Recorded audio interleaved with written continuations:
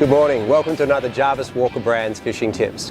We're here today and we're going to show you how to catch squid in the deeper water using Jarvis Walker squid jigs and these fantastic Tsunami Pro squid jigs. You want to put a small ball sinker on the tip of your squid jig, just like that. You can put a little slightly larger one if you're fishing deeper water. I always like to cast forward of the drift, whether that's into the shallows or out into the deeper water. And I like the drift to cover the ground. Pick an area that's got a lot of kelp, undulating hard bottom of boulders and so on. Make your cast and then just let it sink down. If you've got a section of reef where it's a little bit shallower, have one guy fish up in the shallows and another person fish out in the deeper water.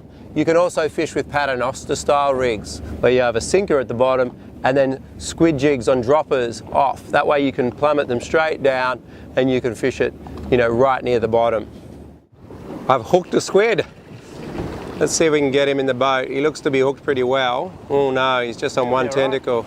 I'm going to go say go for it. Keep him coming. He's only got one tentacle. You reckon you can get him for me, Dano? Can. Yeah, so as you can see here, we've got the ball sinker right on the nose of the squid jig to get nice and deep. When you are fishing for squid offshore, really what you want to look for is areas where there's a lot of kelp. And ideally where you want to fish for your squid is on reefs anywhere up to sort of 20 metres deep. And deeper than that gets a little bit harder.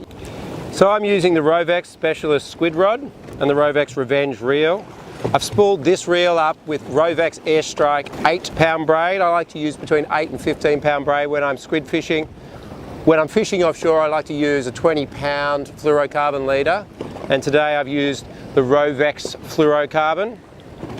The reason being is offshore the squid are more aggressive and you're fishing slightly bigger squid jigs, you're fishing ball sinkers on the nose of them, so you're getting down in amongst the snags and the kelp pretty regularly. Nothing worse than losing lots of squid jigs. So with a little bit heavier handed tackle, you can usually pull your squid jig back out of the kelp and keep on fishing. And look at that, a tiny little arrow squid. Still make a great bait, so we'll pop him into the live bait tank.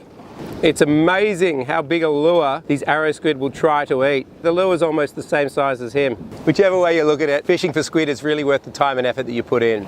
For more information on the gear that we're using today, go to rovex.com.au.